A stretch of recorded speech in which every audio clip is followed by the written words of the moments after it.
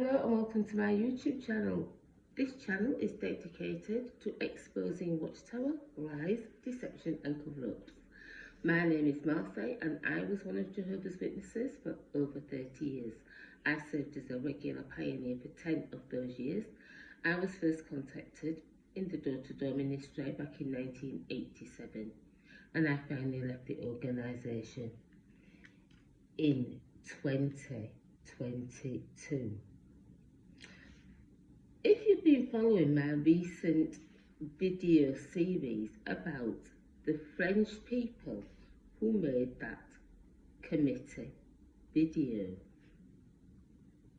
you'll know how incredible a moment it was to see this. Whether you believed it to be true or not, it was something that stopped you in your tracks.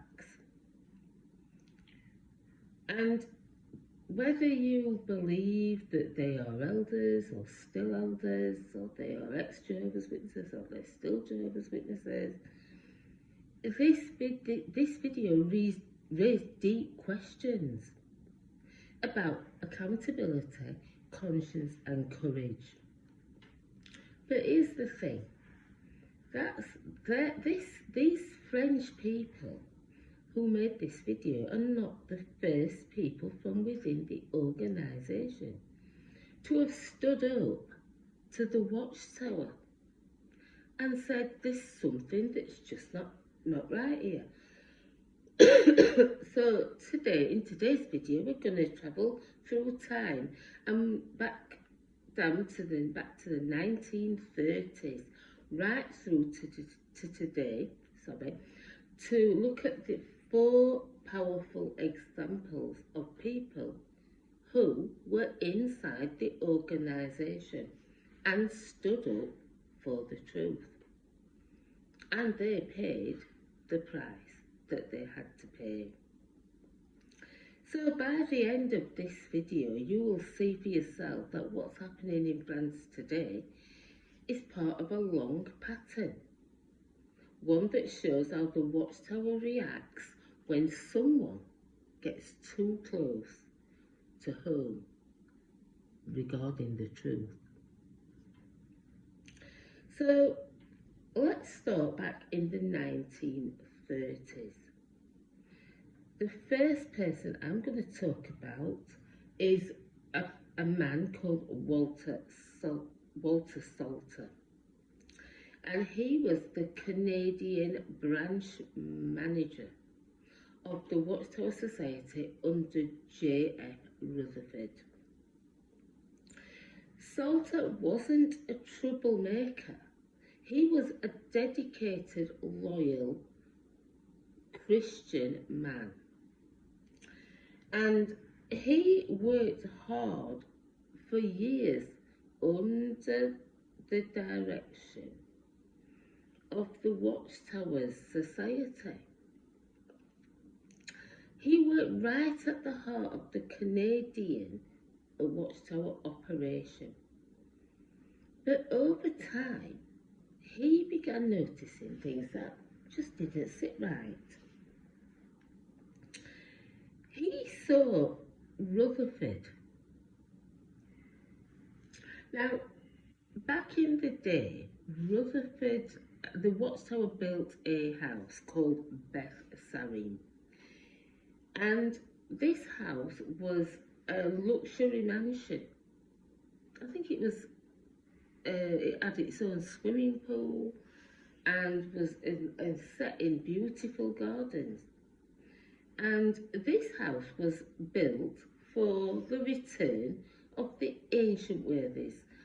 I mentioned these before in other videos that I've talked about Beth Sarim. But it was built for the return of ancient worthies such as Abraham, Moses and these ancient Bible people who the Watchtower taught were about to return in 1925. And so when they did not return in 1925, J.F. Rutherford, the president of the Watchtower Society, moved into Beth Sarim. And while he was there, remember, in the 1920s, it was a time when the prohibition was on. It was a time when people were struggling. It was a time of the Great Depression. And so he saw Rutherford living a life of luxury. Whilst preaching humility, Rutherford travelled around in a selection of his Cadillacs that he owned, living in California at Beth Sarim, drinking fine liquor during the Prohibition when no one else was to buy these drinks, and enjoying the privileges that came with power.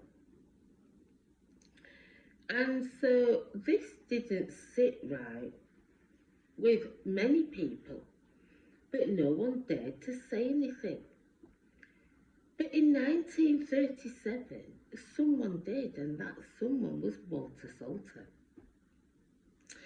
He wrote a bold, open letter to Rutherford and the Bethel staff. In it, he exposed the hypocrisy, the misuse of donated funds, and the way members were being spiritually and emotionally manipulated. That was a really bold step. And remember, Rutherford used the society's money to do all the things that he was doing. So, what was the result of this letter? Well, Walter Salter was immediately disfellowshipped, publicly shamed and branded an enemy of God's organisation. He was a man from inside the organisation, the system, as we call it, pleading for honesty and reform, not to destroy the organisation, but to clean it up. He could see that things weren't right. And nobody was doing anything about it because they were all too afraid to speak up. But instead of listening to him, the leadership silenced him. That moment set a precedence for a pattern that would repeat itself again and again. When Watchtower leadership is questioned, it doesn't reflect, it retaliates against those who have dared to stand up and say anything. So, moving on from Walter Salter, we'll go on to the 1970s and into the early 80s. This time, the person who stood up was a man named Raymond Franz. Raymond Franz was the nephew of the then governing body president member, Raymond Franz. Frederick Franz. Getting mixed up here. Frederick Franz. He was on the governing body at that time. He later became the president. So, Raymond Franz was one of the most senior men in the entire organisation. He and his uncle Fred both served on the governing body. But Ray Franz was another one like Walter Salter. He saw things weren't right. And so he did something very rare for people at that level. He began to ask questions. He studied the Bible closely, and he realised that many of the society's teachings did not align themselves with Scripture. And he spoke openly about you should use your conscience to decide in the light of the Bible yourself. He also spoke about the grace and freedom in Christ. That you couldn't earn your way to the kingdom. It was a gift of grace for believing and applying what you know from the Bible. So, Raymond Franz came up against the establishment and spoke out against it. Eventually, after being offered a payoff, which he refused, he left the world headquarters with his wife. And he was later disfellowshipped for having a single meal with his boss, who also had disagreed with what they saw going on. So he was disfellowshipped, and the society thought that's the end of that. But it wasn't the end of that, because Raymond Franz wrote a book called Crisis of Conscience, where he outlined what he saw go on in the organisation. And the way he did it, he did not attack the organisation. He just plainly stated things that needed to change. He wasn't bitter or angry. The book has a tone to it, and if you go on YouTube, you can find Raymond Franz's interviews. You can see what sort of a person he was. He loved the truth. He loved the Bible. He wanted to be a true Christian. And I remember saying to myself, I want to be a proper Christian, and I don't feel like I'm a proper Christian. And he wanted the same sort of thing. So he wrote his book, Crisis of Conscience, followed by his second book, In Search of Christian Freedom. Now, these are two books that everybody should read. Every Jehovah's Witness should read it, and certainly every ex-Jehovah's Witness should read it. So, but that wasn't the only thing. These two books weren't the only two things that came out around that time, exposing what went on.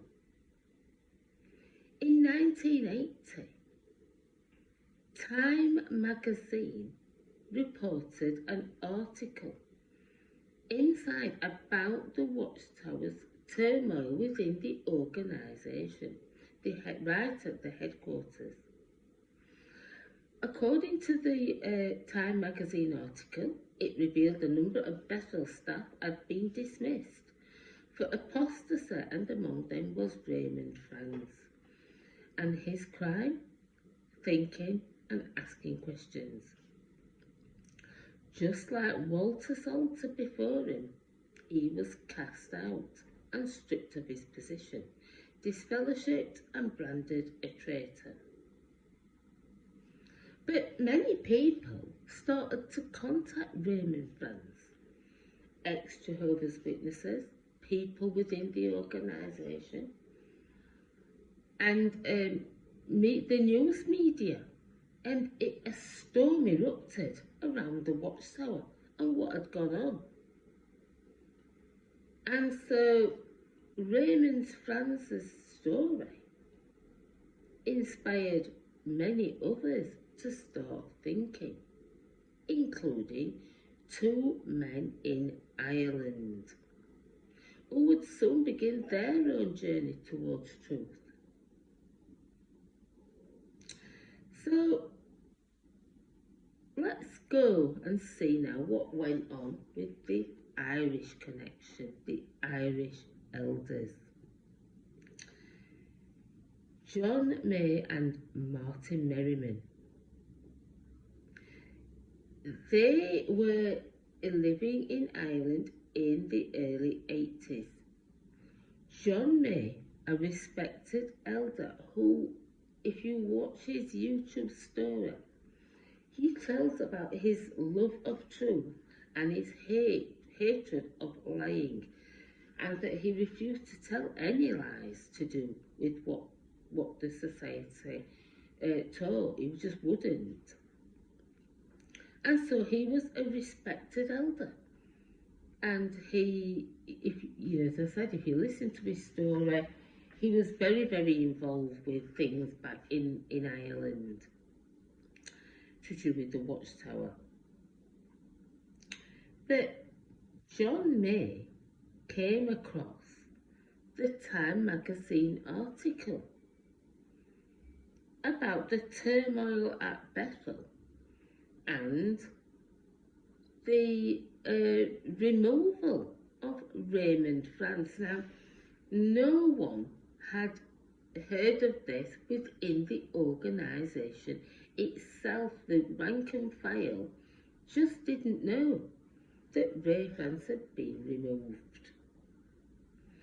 And so, seeing this article and another brother passing a comment about Ray Franz not receiving payment sparked the interest of John May, and he spoke to his good friend Martin Merriman, who was also an elder, and they were very keen to follow the Bible directions for the Watchtower. So they began quietly researching and asking questions about the Society's teachings and policies. Particularly, they were interested in what had happened regarding Ray Franz and why had he been disfellowshipped for having a single meal with a friend who was his employer. So they decided to make a trip to Brooklyn, Bethel, to speak to their governing body and to get the answers that were raging in Ireland. But when they got there, the governing body refused to see them.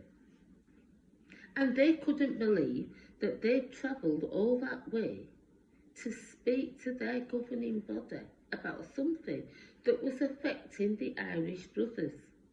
And they refused to see them.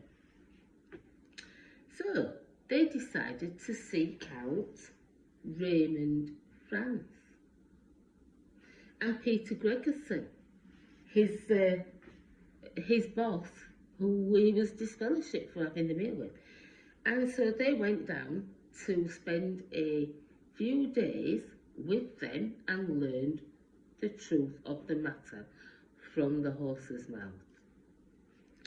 And so when they returned to Ireland, it was discovered that they'd been to speak to Ray Franz and Peter Gregerson. The branch, the headquarters in Brooklyn sent representatives to speak to them and meet with them. When it was threatening to get out and spread that way, they then decided, oh, we better do something. And so the result was a complete breakdown of the Irish congregations, because people were taking sides, and these brothers were trying to remove them. And in the end, John May and Martin Merriman, I think John May disassociated himself. I think Martin Merriman remained in and was disfellowshipped. I'm not sure. But if you watch the video, you'll get the facts of that. I'm not going to quote it as fact because I can't remember everything. But they were branded apostates and were removed. And not only were they removed, other people who sided with what they were saying and said, well, this isn't right. We don't think it's right. they were all removed. So there wasn't just these two, there was a whole load of people who were removed. John May later on became a well-known voice in exposing Watchtower hypocrisy, especially in Ireland and the UK. Like Ray Franz, John May was a calm, thoughtful and reasonable man. He was never hateful. He simply wanted to hold the leadership accountable for what it was doing. And in his videos, he lays out the things that he was concerned about. There were many things that he wasn't happy about, and he kept saying so. But this Ray France thing was the final straw. So, what do we see with all this? The parallels with the French brothers are striking with all these cases. Elders that are inside the organisation, not outsiders. Acting out of conscience and not out of rebellion. Seeking truth, not fame and fortune, and being punished for daring to ask questions. It's like history keeps repeating itself. It's the same script with a different cast every time. So now we arrive in our own day. These three French brothers, elders at the time, they contact the governing body regarding the way the COVID-19 vaccination program was rolled out to Jehovah's Witnesses. They respectfully asked them to come and explain, to show them the data and the information that they used from the platform.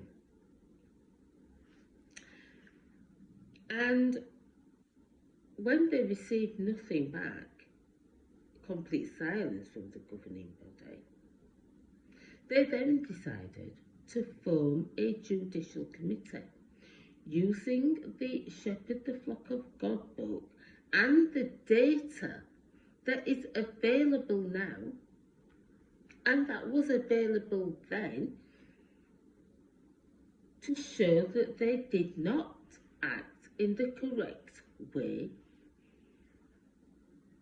regarding the advice they gave to 8 million Jehovah's Witnesses.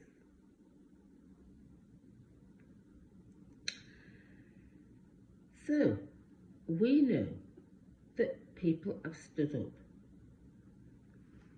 Walter Salter was the first major person to stand up. Raymond Franz, he stood up, as a member of the governing body stood up. The Irish brothers stood up and spoke out about what they saw was wrong and needed addressing.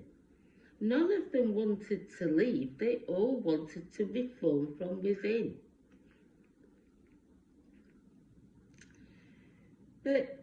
And then we finally come to the people who made that committee video. And in each case of this, the response has been the same from the Watchtower.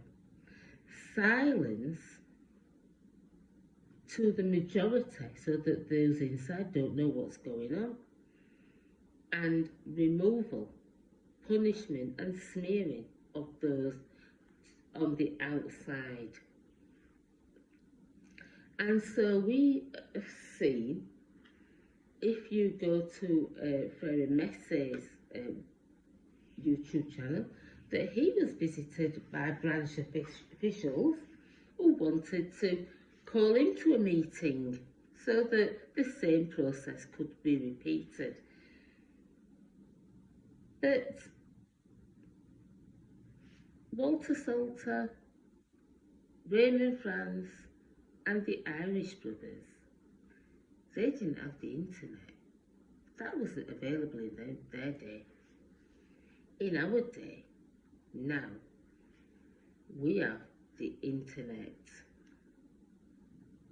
The internet means that silence no longer works. People connect via the internet, share via the internet, and compare notes via the internet. I was at my church before I left to come on holiday, and a couple came to the church, and I overheard them saying, well, we've come to see Marseille. And I turned round and I said, me? And they said, oh yeah, we watch your YouTube channel. And they travelled from outside the area to come and talk to me. And they'd seen me online. I was walking through a shopping centre and someone shouted, Marseille, we watch your YouTube channel. So these people are people who have seen me, never mind people who've got the big major channels. It can't be kept hidden anymore. People are realising that they're not isolated incidents. There are videos online, and I'm going to post the links to the videos regarding what I've talked about today, because I want you to see for yourself. I want you to do your own research. And even if you haven't got time to search them out, I'm going to put the links there. You just have to sit and watch and realise what we can learn from all this. Walter Salter, Raymond Franz, Martin Merriman and the French people who made that committee video. 4 generations, 4 examples of conscience. Each one believed in truth more than tradition. Each one cared more about integrity than image, and each of them has paid a heavy price for it. But here's the good news about this. The truth as a way of surviving. It keeps floating back up to the surface. The Watchtower may have silenced each one of these in their time. Ray Franz is dead. Walter Salter is dead. I don't know about any of the others, but their voices live on via YouTube. You can watch Ray Franz. He'll tell you what happened. Walter Salter's letter is available on JW Facts, and there's videos about it, so his voice lives on. And John May and Martin Merriman, well, their videos are online, and their voices march on, even though at the time they probably thought nothing would ever come of it. Nowadays, you can watch what they had to say and what happened to them. So anyone who's watching my channel, who's struggling, questioning, or afraid, you're not alone. I was scared to speak up, but now I'm speaking out. And you're not alone. You stand in a long line of courageous people who dared to think, dared to stand up, and dared to believe that truth should never fear investigation. And that's what this channel is all about. It's about exposing Watchtower lies, deception, and the things they've tried to cover up and bury. It's all about critical thinking, researching honestly, and never letting fear silence your faith or your voice. If you'd like to learn more about these people that I've mentioned today, I will put the links in my description, and you can go off and watch all the videos yourself. Please like, share and subscribe to my channel. If you're a first time visitor, I warmly welcome anyone who's new. And let's not keep this hidden history hidden any longer, because when we learn from history, then we are free from repeating it. I'd like to thank you for watching. As always, stay strong, keep seeking truth, and until the next time, I am going to say